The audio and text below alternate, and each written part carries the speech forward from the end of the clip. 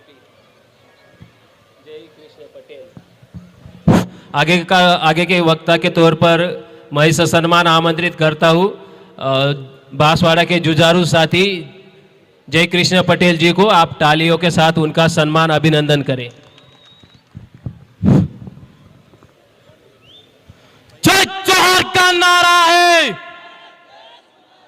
जय जोहार का नारा है। एक तीर एक कमान। 31वें आदिवासी सांस्कृतिक एकता महासम्मेलन आयोजित करने वाले कार्यकर्ता बंधुओं को और इस कार्यक्रम में पूरे भारत देश से आने वाले आदिवासी समुदाय के मेरे भाई बहनों, आप सबको इस मंच से मैं लाख लाख जोहार करता हूं। युवा साथियों, अभी हम मंच से सुबह से सुन रहे हैं कि इस देश में आदिवासियों के अधिकार लूटे जा रहे हैं, आदिवासियों की संस्कृति खत्म हो रही है, आदिवासियों के साथ में यह हो रहा है, आदिवासियों के साथ में वो हो रहा है। लेकिन इस सब का समाधान क्या है हमारे पास में? हमारे देश की बात करें तो इस देश के अंदर जब लोकतांत्रिक व्यवस्था नहीं थी, तब आदिवासियों के साथ पास में एक गणतांत्रिक व्यवस्था थी, जो हमारी कबीलाई समुदाय व्यवस्था थी। उस व्यवस्था को जिंदा करना पड़ेगा मेरे भाइयों।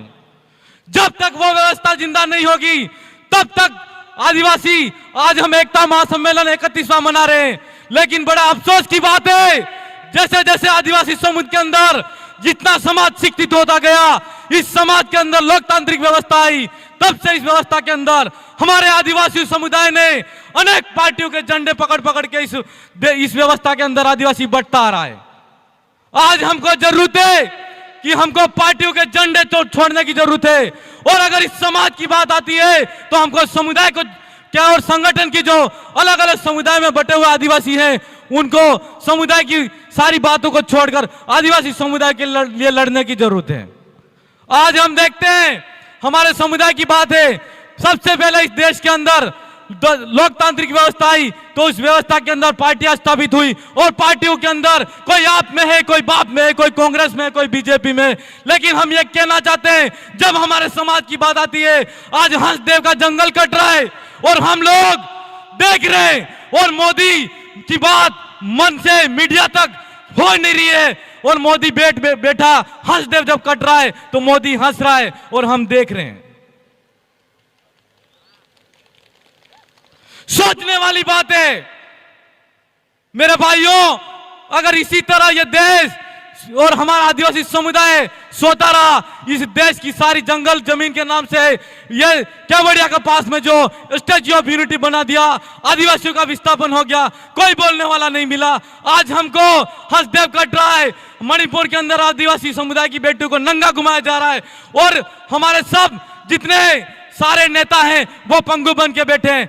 वही मैं बात कर रहा था आदिवासी पुरखाई और कबीलाई व्यवस्था, उस व्यवस्था के अंदर हमारी जो जाजम व्यवस्था थी, उस व्यवस्था को जिंदा करना पड़ेगा। उस व्यवस्था के अंदर जो जाजम पे निर्णय होता था वो हमारे समुदाय का कबीलाई होता था, और वो हमारा राजा होता था। हम उस राजा की संतान है और आज गुलाम बन के बैठे हैं।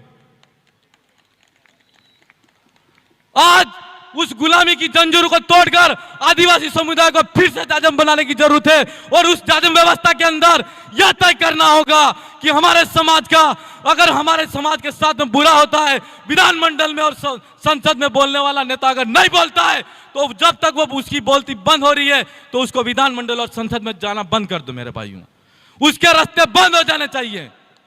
उस व्यवस्था के अंदर समाज की जब सिलेक्शन प्रणाली कुछ की बात करना चाह रहे हैं कि हमारा समाज की ऐसी जाजम व्यवस्था होगी, उसके अंदर समाज तय करेगा कि हमारे समाज का नेता कौन होगा, तब जाके हमारे समाज की बात होगी, तब जाके हंसदेव जैसा जंगल कटेगा तो रुकेगा, तब जाके मणिपुर में जो बेटियां नंगी घुमाई जा रही है, उन बेटियों के खिलाफ में अगर कोई संसद में हमारे आदिवासियों के खिलाफ में कानून बनता है, तो वहां जाकर हमारे समाज का संसद में नेता होगा तो बोलेगा।